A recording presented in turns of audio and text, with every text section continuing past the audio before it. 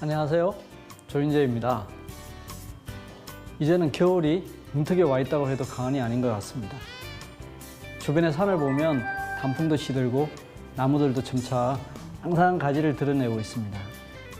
낮에는 몰라도 아침 저녁으로 부는 바람은 오한이 들고 옷깃을 여미게 하니 겨울바람이 틀림없는 것 같습니다.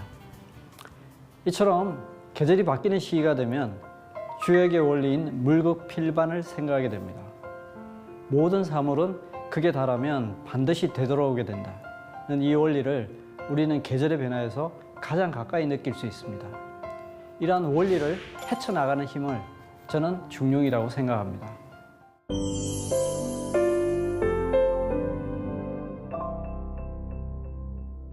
물극필반의 원리는 자연뿐 아니라 사람에게도 적용됩니다. 그래서 사람은 극단에 치우쳐서는 안 된다고 고전은 거듭 경계하고 있습니다. 특히 권력과 부의 정점에 올라간 사람은 반드시 겸손하게 스스로를 낮출 수 있어야 화를 입지 않는다고 가르칩니다. 주역에 실려있는 항용유해, 즉 높이 올라간 용은 반드시 후회하게 된다가 대표적인 구절입니다. 최고의 지위에 오른 사람이 자신을 겸손하게 낮추지 않고 교만하게 행동하면 반드시 추락하고 만다는 것입니다. 이 외에도 여기에 실려있는 그릇이 가득 차면 기울게 되고 뜻이 가득 차면 뒤집히게 된다. 기만적경, 지만적복이 원어입니다. 여시춘추에 실려있는 온전해지면 반드시 이지러지고 극에 달하면 반드시 뒤집힌다. 전적필결, 극적필반 또 같은 의미를 가지고 있는 성어들입니다. 순자 유자편에는 가득 차면 기울어져 물을 쏟아버리는 그릇에 대한 고사가 실려 있습니다. 공자가 노나라 황공의 묘를 창건하는데 거기에 한쪽으로 기울어진 그릇이 있었습니다. 공자가 신기한 마음에 그곳을 지키는 관리에게 이것이 무슨 그릇이냐고 물었습니다. 관리가 이 그릇은 군주의 곁에 두는 그릇입니다 라고 대답하자 공자가 말했습니다. 내가 듣기로 이 그릇은 비면 기울고 알맞으면 바로 서고 가득 차면 엎어진다고 했다. 명철한 임금은 그것을 지극한 훈계로 여겼다 라고 하며 제자를 보고 거기에 물을 부어보라고 하셨습니다. 물을 부어보니까 정말 중간쯤 차니까 바로 서고 가득 차니까 엎어졌습니다. 공자는 크게 감탄하여 어떤 물건치고 가득 차고서 기울어지지 않는 것이 있겠는가 라고 말씀하셨습니다. 그때 제자 자로가 앞으로 나오면서 물었습니다. 감히 여쭤보겠습니다. 가득 찬 것을 지켜나가는 방법은 어떤 것입니까? 이에 공자는 이렇게 대답했습니다.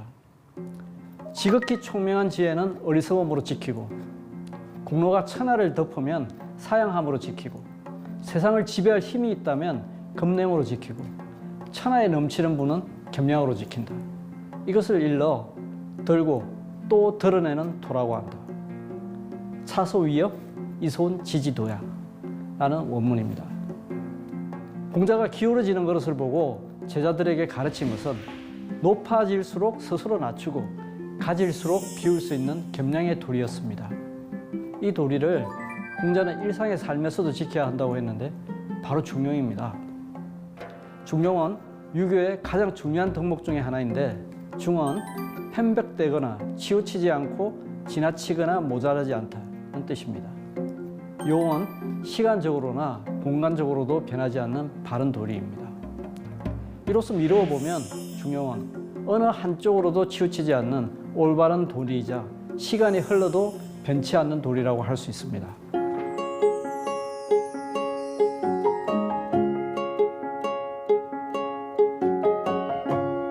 중용은 쉽게 실천할 수 있는 도리는 아니었습니다. 저도 마찬가지지만 이미 다들 느끼실지도 모르겠습니다. 매사에 균형 감각을 지키고 사람들과의 관계에서 공평무사한 생각을 유지할 수 있는 사람은 그리 흔치 않을 것입니다. 하지만 실망할 필요는 없습니다. 그것이 평범한 우리들의 모습이니까요.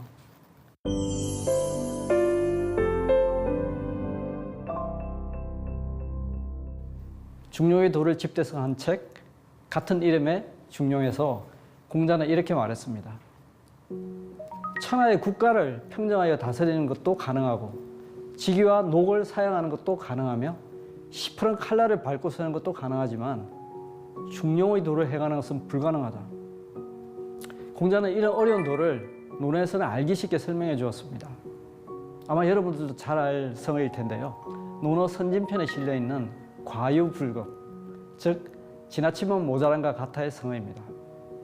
그 성어에 담겨 있는 내용을 이야기해 보겠습니다. 하루는 제자 자공이 공자에게 물었습니다.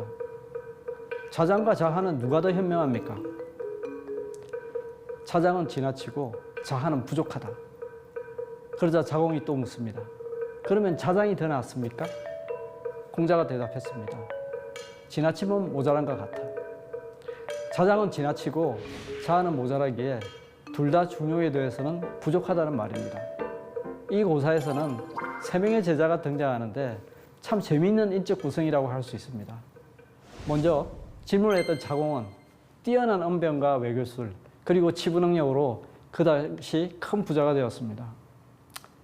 위나라의 재상의 자리까지 올랐으니 오늘날로 치면 모든 것을 다 갖춘 가장 성공한 인물일 것입니다. 하지만 공자는 항상 군자로서는 부족하다고 가르쳤습니다.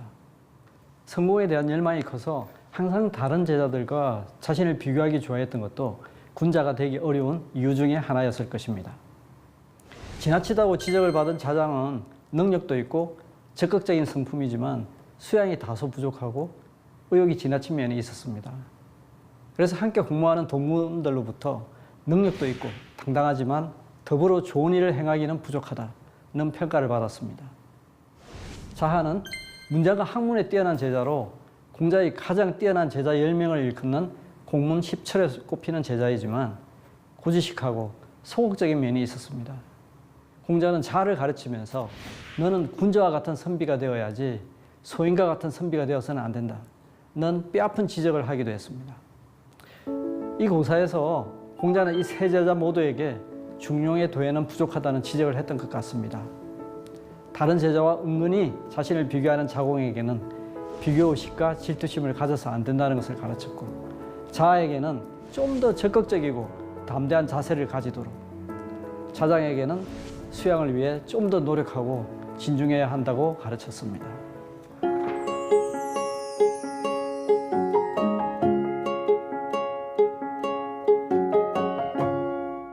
중용이란 바로 평소의 삶에서 부족한 점을 항상 생각하며 스스로 돌아보는 것입니다.